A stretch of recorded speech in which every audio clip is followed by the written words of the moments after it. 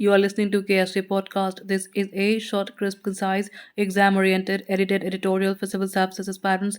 In this podcast, we are going to talk about Supreme Court floating the idea of Project GIB. Source for the content is the Indian Express. Hearing a plea to protect the endangered bird, Great Indian Bustard, that is GIB, the Supreme Court on the 30th of November 2022 asked if the Project GIB on the lines of Project Tiger could be launched. The bench of CJI DY Chandrachud, Justice A.S. Bopanna, and Justice V. Ramasubramanian said, and I quote, "We had that Project Tiger. Is it not possible to have some mechanism to bring focus on GIB like having Project Great Indian Bustard?" Unquote.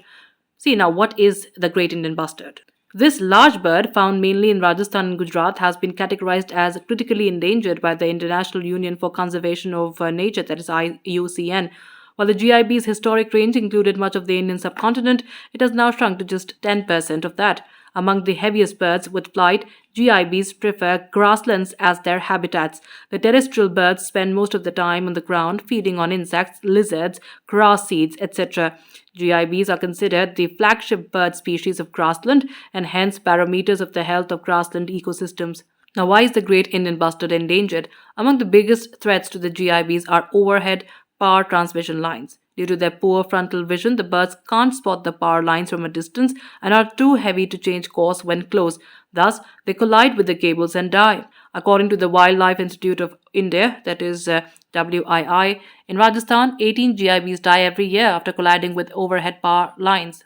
Now, talking about the conservation efforts, the Supreme Court in April 2021 ordered that all overhead power transmission lines in core and potential GIB habitats in Rajasthan and Gujarat should be made underground.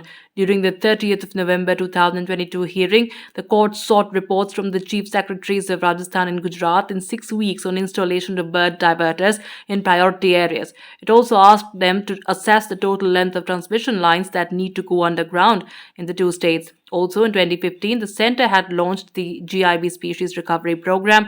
Under this, the WII and Rajasthan Forest Department jointly set up breeding centers where GIB eggs harvested from the wild were incubated artificially. That's it for this podcast. Thank you so much for listening. To join KSG India courses and to crack the IELTS exam, visit ksgindia.com. You can also get a PDF of this podcast on ksgindia.com. Thanks for listening.